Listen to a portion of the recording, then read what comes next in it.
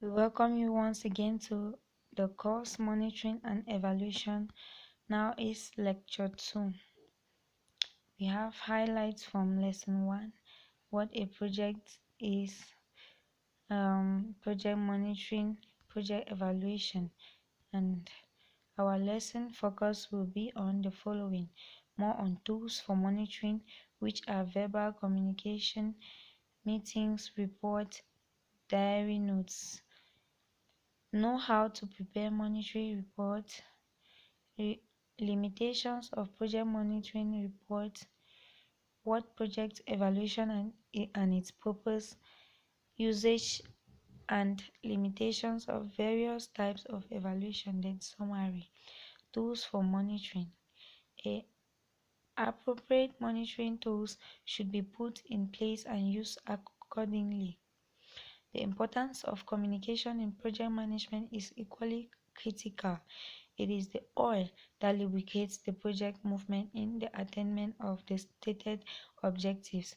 Some of the most widely used tools for project monitoring and their limitations include the following: verbal communication. This is probably the most effective mode of communication. Among its advantages is that it is quick and its presentation can be adapted to concern and questions of the audience.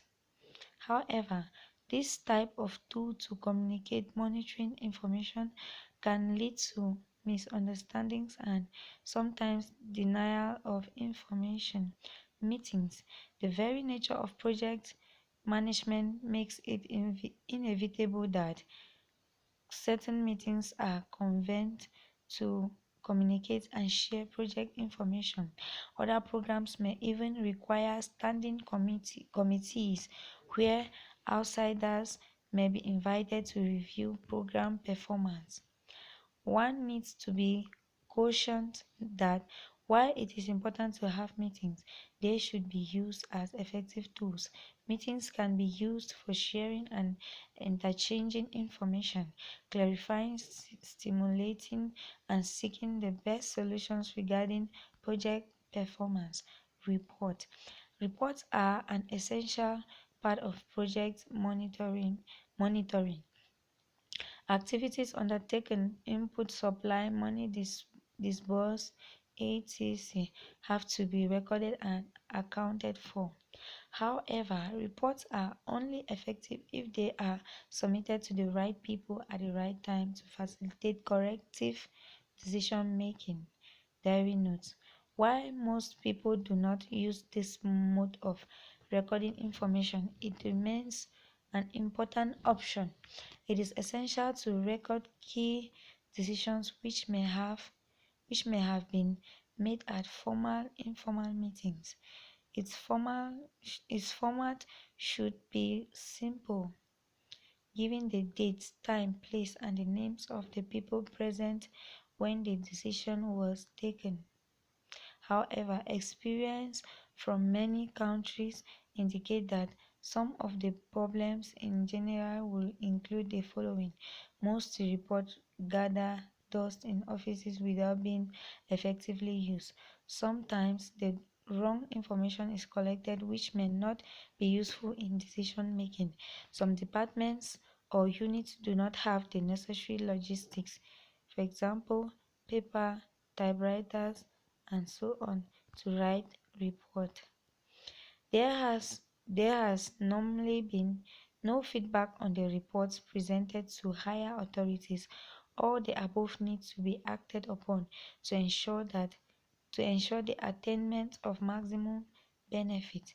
Preparation of monitoring report. The purpose of a project monitoring report is to provide information to assist stakeholders in comparing performance against plans so that current or potential problems can be identified and analyzed. The uses of project monitoring reports are to document completion of project activities, identify significant deviations from plans, review problems to appropriate stakeholders. Potential limitations of project monitoring report. Some of these include They tend to focus on a predetermined set of data for information. The attitude of the person doing the reporting may cause them to hide problems. They may emphasize problems rather than opportunities. They may not be shared with those who provided the data. The information may be too subjective. Advantages of good project monitoring report. They provide a regularized flow of information needed for decision making. They provide a history of the project which can be the basis of lesson learned and evaluation of the project. They assist in fostering discipline among stakeholders. They may give some sense of responsibility to the target group. They can be used to identify skill building needs of those responsible for collecting data and preparing the report. Project evaluation. Evaluation is a process which determines a systematically and as objectively as possible the relevant effectiveness, efficiency, sustainability, and impact of activities in the light of a project performance, focusing on the analysis of the progress made towards the achievement of stated objectives. In most cases, evaluation is not given emphasis in project as what is normally considered is in monitoring. Purpose of evaluation. It assists to determine the degree of achievement of the objectives. It determines and identifies the problem associated with program planning and implementation. It generates data that allows for cumulative learning, which in turn contributes to better designed programs, improved management, and a better assessment of their impact. The key words in this scenario are lessons. It assists in the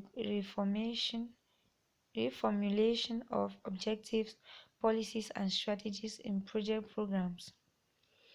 It should also be noted that in some cases, evaluation has been used to resolve non-programmed issues affecting different donors.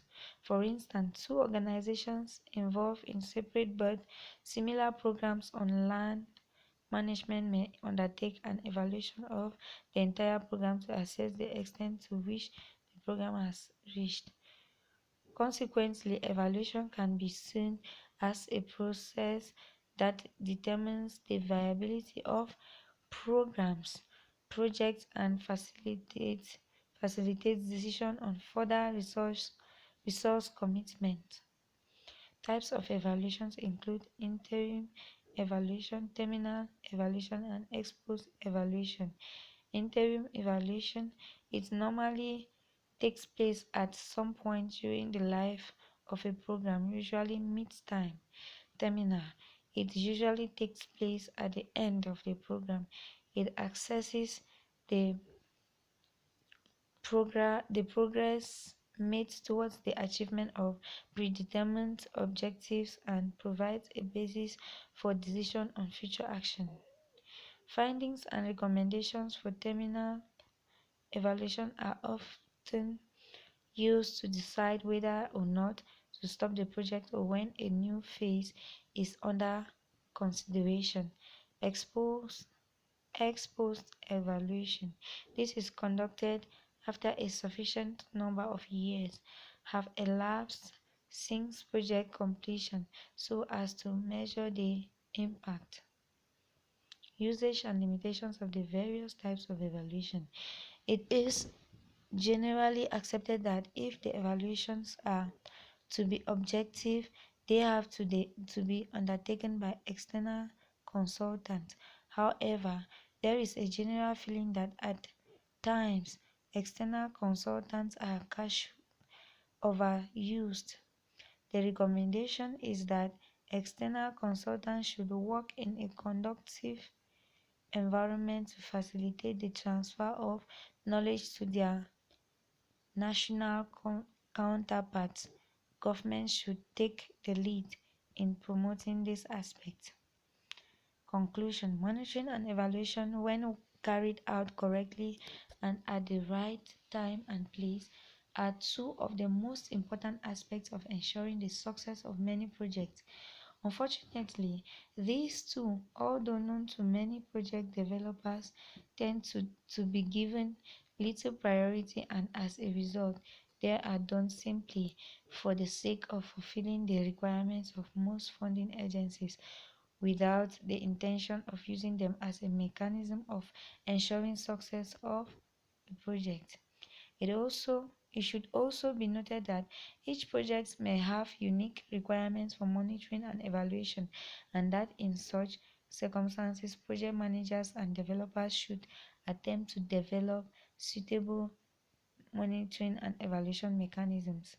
It is recommended that further education be given to project managers in aspects of project monitoring and evaluation so as to encourage them to use these tools often and correctly. No matter how great the talent or the effort, sometimes some things just take time. Warren Buffett. Thank you.